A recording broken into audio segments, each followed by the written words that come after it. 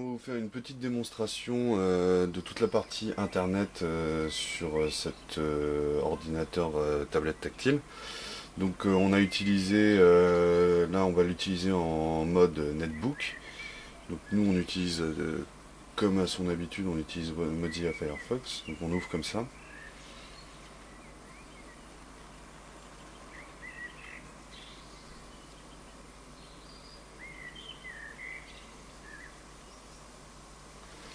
Donc là,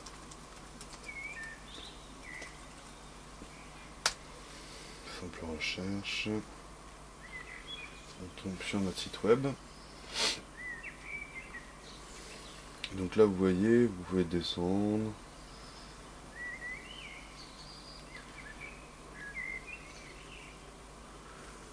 Très simplement, ça fonctionne parfaitement.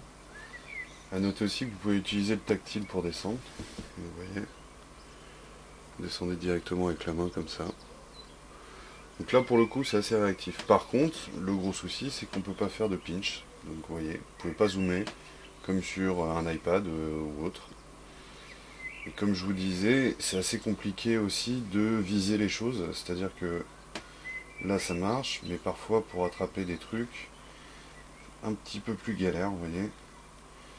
Parfois ça touche tout seul, donc c'est pas très pratique. Après pour taper dans la barre de recherche en tactile, donc imaginons vous passez en mode tactile, donc vous faites tourner la tablette comme ceci, hop, voilà, vous êtes en mode tactile. Donc là on va enlever la surcouche matérielle. Donc, si vous baladez comme ça, imaginons vous voulez taper, donc vous mettez là, et là vous sortez le petit clavier qui se trouve à gauche, je le mets au format clavier. Et alors là, moi, c'est ce que je trouve vraiment pas bien du tout pensé, c'est pas pratique du tout. Donc imaginons, on va sur le monde. C'est quand même super galère à toucher et c'est pas très réactif, quoi, on va dire. Donc là, on vire le clavier, hop.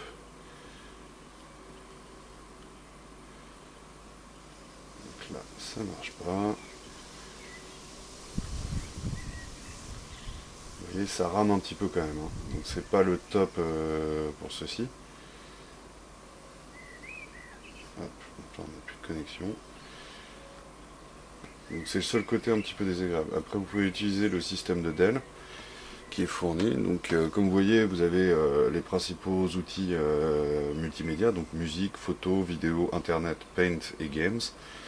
Donc évidemment tout ça c'est configuré par Dell, c'est une configuration d'usine. Pour internet, il vous suffit de cliquer là-dessus et ça lance automatiquement Internet Explorer.